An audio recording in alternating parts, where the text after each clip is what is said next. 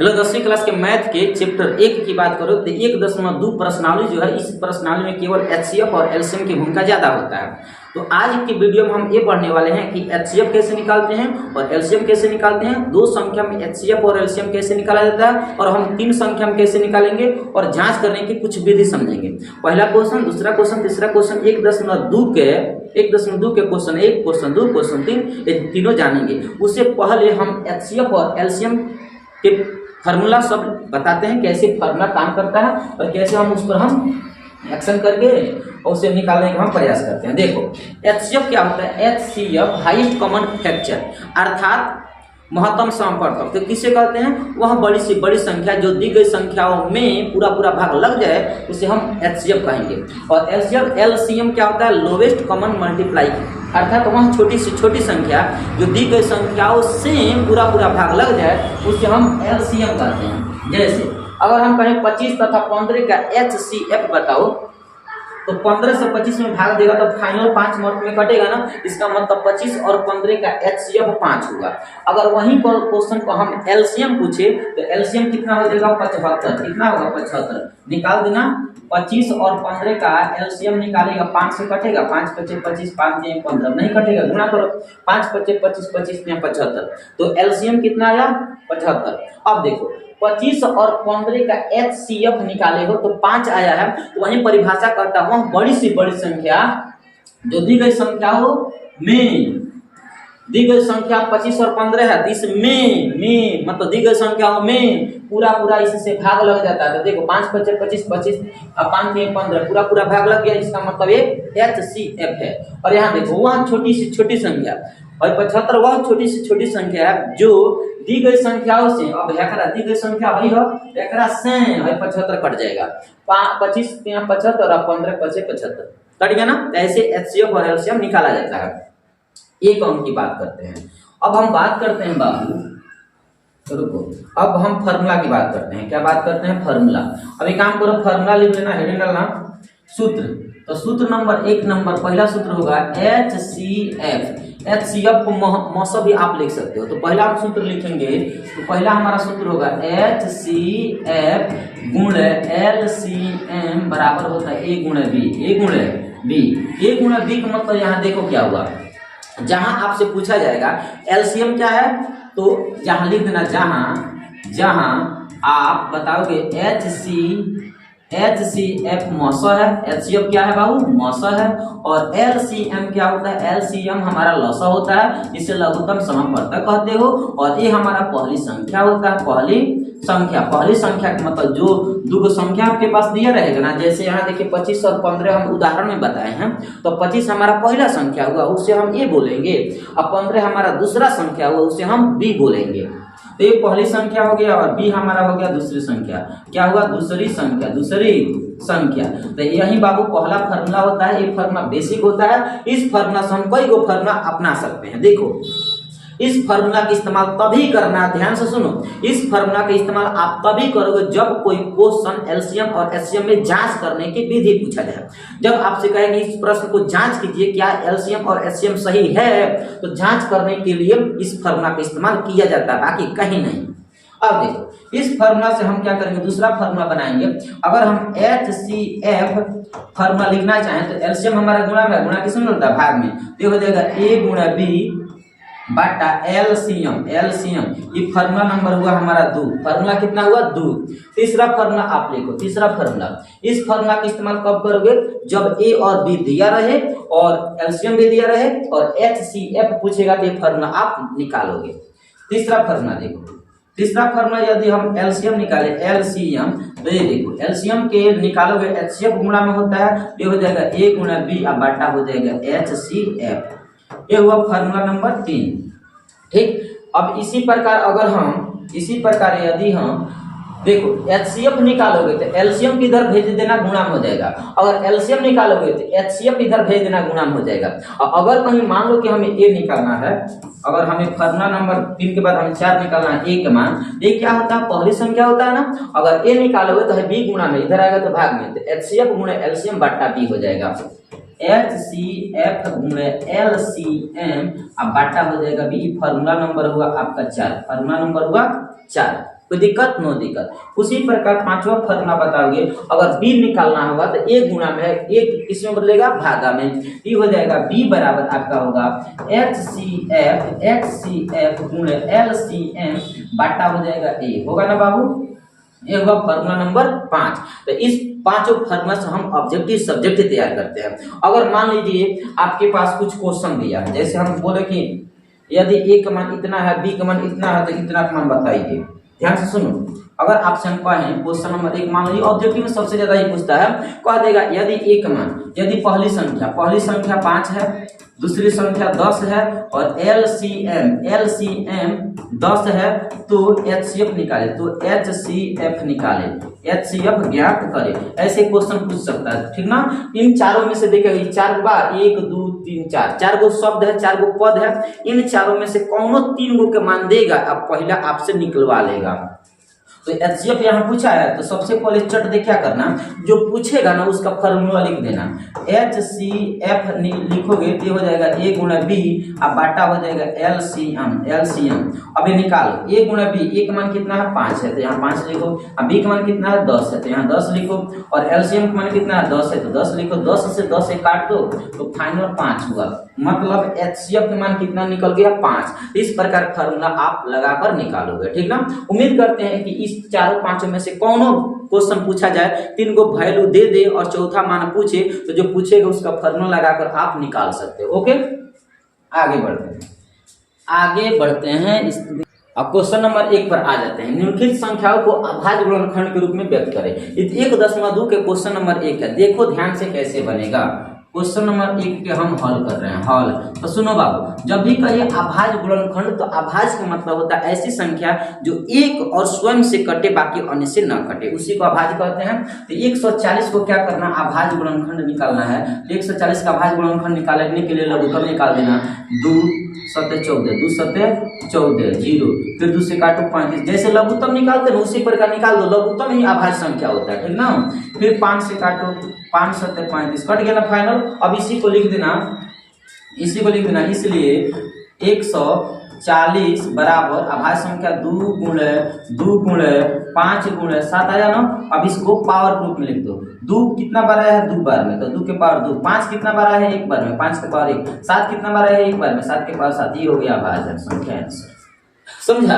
2 number में आता है। कहेगा निम्न की कोनो संख्या दे देगा, कहेगा उसका अभाज्य संख्या निकालिए, तो क्या करना? सबसे पहले उसका लघुत्तम निकाल देना और उसे गुणा के रूप में लिख देना, और तब देख लेना कितना बार आया है, घात के रूप में लिख देना। ये आपका आंसर होगा। क्या ये पहला क्वेश्चन समझ में आया? पहला का पहला बन गया ना। इसी प्रकार दूसरा का दूसरा बना लेगा, लघुत्तम निकाल देना, और लघुत्तम निकालने के बाद ऐसे गुणा के रूप में तोड़ देना, आ जाएगा आंसर। कोई अंक होता है ना, जल्दी कटता नहीं है, वहां देखना पड़ता है कि कौन पहाड़ा है जो उससे काट सकता है। 156 दूर से कटेगा ना, ऐसे लघुत्तम आप निकाल देना, ठीक ना? इसी प्रकार क्वेश्चन नंबर हम 3 की बात करें तो यहाँ भी 5 से कटेगा, देख लेना 3 से कटेगा कि 5 से, और यहाँ भी 5 से काट देना और यहाँ 3 से काट देना। तो ऐसे काटना, काट कर जांच करोगे, क्वेश्चन नंबर 1 आपका क्लियर हो जाएगा, ठीक ना? क्वेश्चन नंबर 2 की बात करते हैं। क्वेश्चन नंबर 2 में देखोगे ना, तो यहाँ लिखा है HCF ज्ञात करें और जांच करें कि दो संख्याओं का गुणनफल a गुणा b होता है, मतलब LCF गुणा HCF होता है। देखिए जांच करने का पूछा ना, यहाँ 2 क्वेश्चन पूछा। पहला क्वेश्चन ये पूछा है कि HCF ज्ञात करे, और दूसरा क्वेश्चन ये पूछा है कि जांच भी कीजिए। क्या करना है? जांच भी करना है। तो सबसे पहले हम HCF निकाल लेंगे, LCM भी निकाल लेंगे, उसके बाद हम क्या करेंगे? जांच भी कर लेंगे। तो HCF और LCM निकालने के बाद ही जांच किया जाएगा, ठीक ना? तो 1 नंबर क्वेश्चन हम सबसे पहले निकालते हैं। देखो 1 नंबर क्वेश्चन को हम हल करते हैं। सबसे पहले क्या करोगे बबुआ? सबसे पहले एक काम करना कि 26 के अभाज्य गुणनखंड निकालो। 26 का अभाज्य गुणनखंड निकालेगा, 2 से कटेगा 13 मर्द में, 13 से कटेगा 1 मर्द में, फाइनल कट गया 1 मर्द में। जब HCF और LCM निकालोगे ना तो फाइनल काट देना। ठीक उसी प्रकार तथा 91 का निकालो, तथा 91 के निकालो। 91 13 से कट 13 7 91, 7 से काटो 13 7 91, 13 7 7 7 लिखेगा, 7 1 7 7 और 2 9, फिर से 13 से काटो 1 मर्द में, इतना कटेगा ना। तो सबसे पहले जब भी इस प्रकार के क्वेश्चन हो, जितना भी हो सबको लघुत्तम निकाल देना। लघुत्तम ऐसे निकाल दोगे।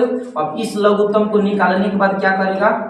अभाज्य गुणनखंड के रूप में लिखोगे, जैसे क्वेश्चन नंबर 1 लिखे हो ना, ठीक उसी प्रकार 26 और 91 का लघुत्तम निकल गया, इतना आ गया।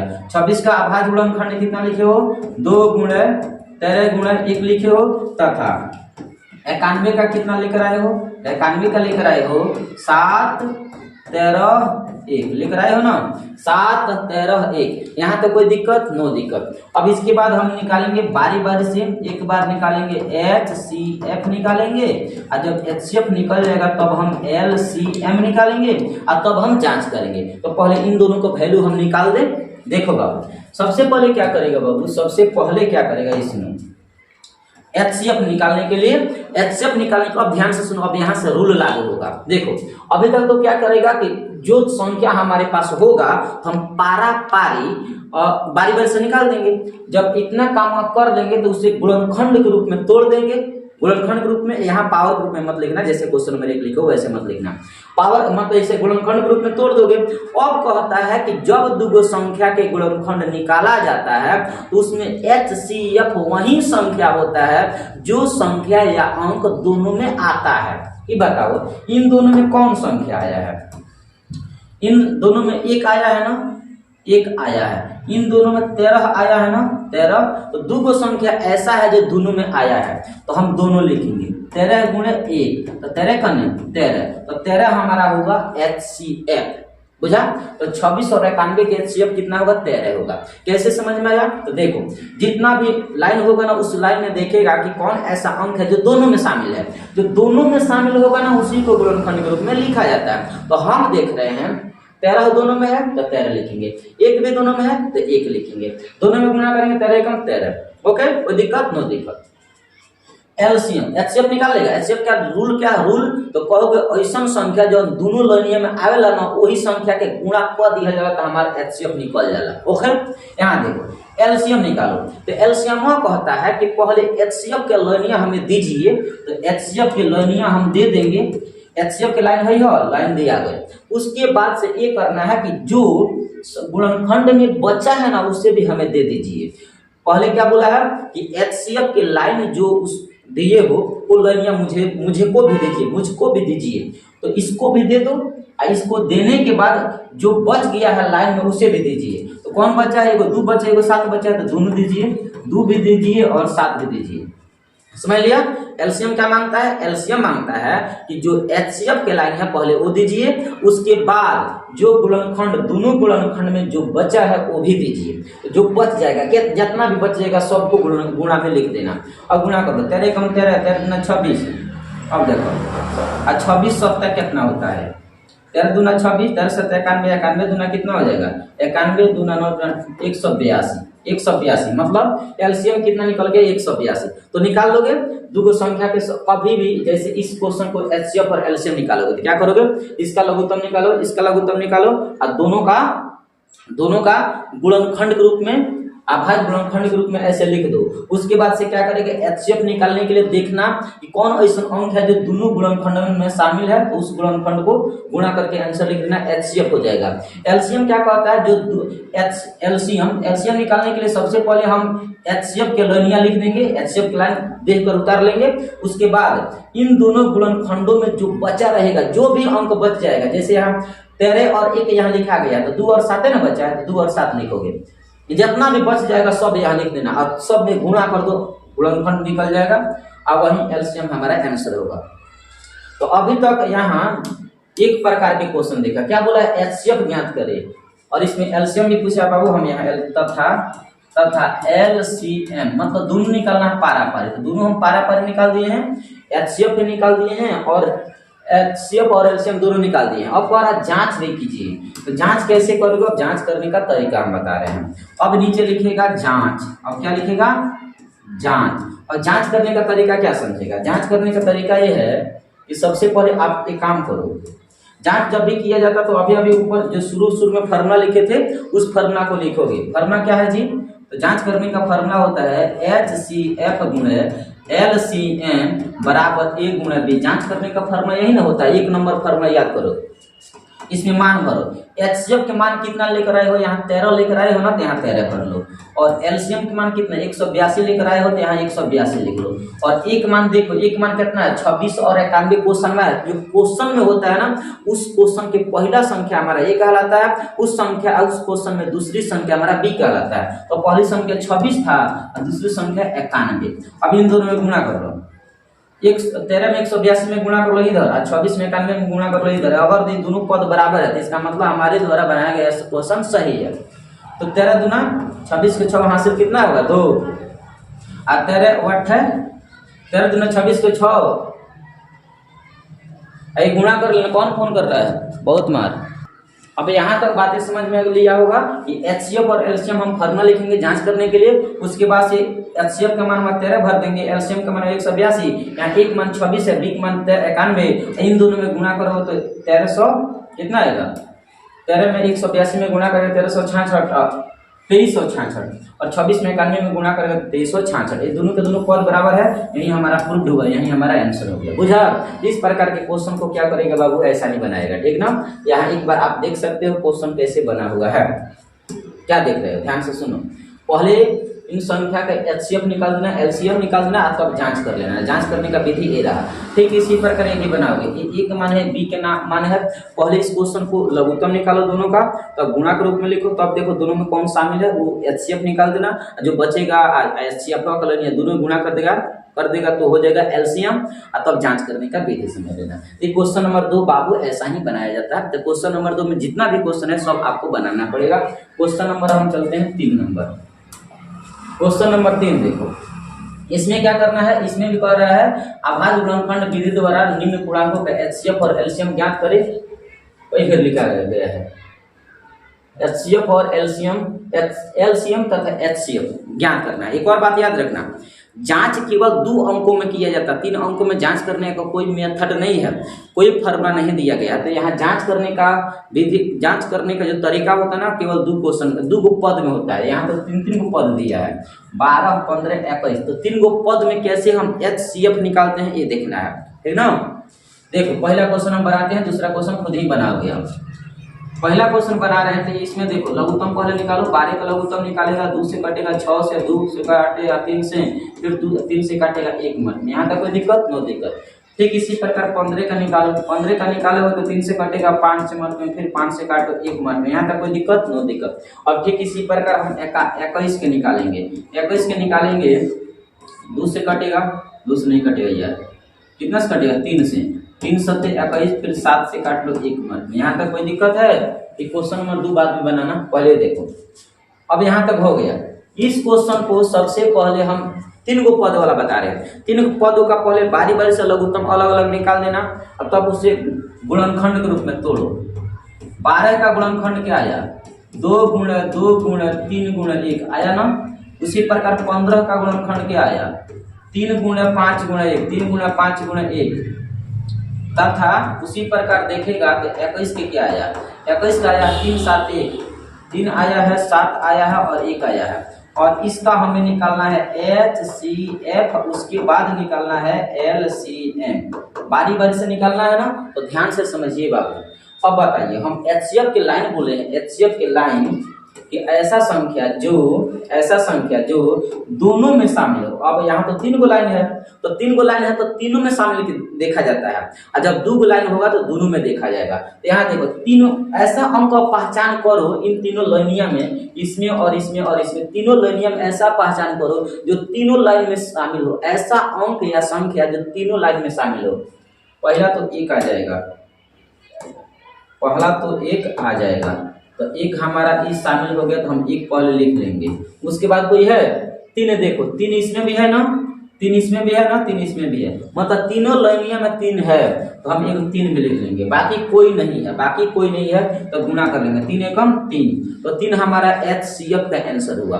और एलसीएम क्या कहता है, एलसीएम कहता है कि पहले HCF की लाइन है वो मुझे दीजिए, तो HCF की लाइन पहले से यहाँ दे दो। अब कहता है जो इन तीनों में बच गया है वो सभी दीजिए। तो क्या बचा, 2 बचा है, 2 बचा है, डबल 2 बचा है तो डबल 2 दे दीजिए। उसके बाद इसमें 5 बचा है तो 5 दे दीजिए, इसमें 7 बचा है तो इसमें 7 दे दीजिए। अब इस सब में गुणा कर लीजिए, 3 एकम 3, 3 दूना 6, 6 दूना 12, 12 पच्चे 60 और 60 सत्तर 7 6 42 420। ये हो गया आपका आंसर। इसमें जांच नहीं किया जाता क्योंकि 3 अंकों में जांच करने का कोई मेथड नहीं होता है। तो एचसीएफ ऐसे निकालोगे, एलसीएम ऐसे निकालोगे, क्वेश्चन नंबर 3 के 1 होगा। इसी प्रकार क्वेश्चन नंबर 2, क्वेश्चन नंबर 3 आप बनाओगे। क्या करेगा, बारी बारी से लघुत्तम निकाल दो, तब गुणा के रूप में लिख दो, और एचसीएफ देख लो कौन ऐसा अंक है जो दोनों में शामिल है वो लिख देना। उसके बाद से एलसीएम जो एचसीएफ के लाइन है पहले वो लिख कर, और जो बचा रहेगा तीनों लाइनियां में उधर के लिख देना, ठीक ना। एक और बात याद रखना नोट्स में, कभी कभी ना अगर दो अंक में दो लाइन में एक जैसा अंक है, जैसे मान लो कि अगर हम यहाँ कह दें इसमें दोनों में 2 है, या इस लाइन में यदि 2 आ जाता है तो ये दोनों मिल करना 1 2 लिखना। मतलब जब जोड़ा अंक 2 लाइन के मिलाकर अगर जोड़ा अंक आ रहा है तो उसे 1 माना जाएगा, क्योंकि लघुत्तम कहता है अगर 2 अंक होता है तो उससे काटा जाता है, काटते हैं ना। ठीक उसी प्रकार अगर 2 लाइन में एक जैसा अंक है तो उसे 1 ही माना ना, 2 जगह मत यहाँ उतार देना, 1 माना ना, ठीक ना।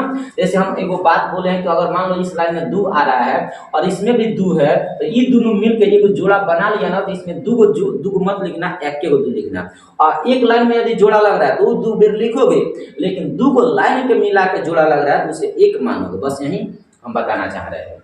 बाकी सब विधि आप देख रहे हो, ऐसा ही बनाया जाता है, बनाते रहो, प्रैक्टिस करते रहो। मिलते हैं अगले क्वेश्चन में 4 नंबर। Okay, thank you.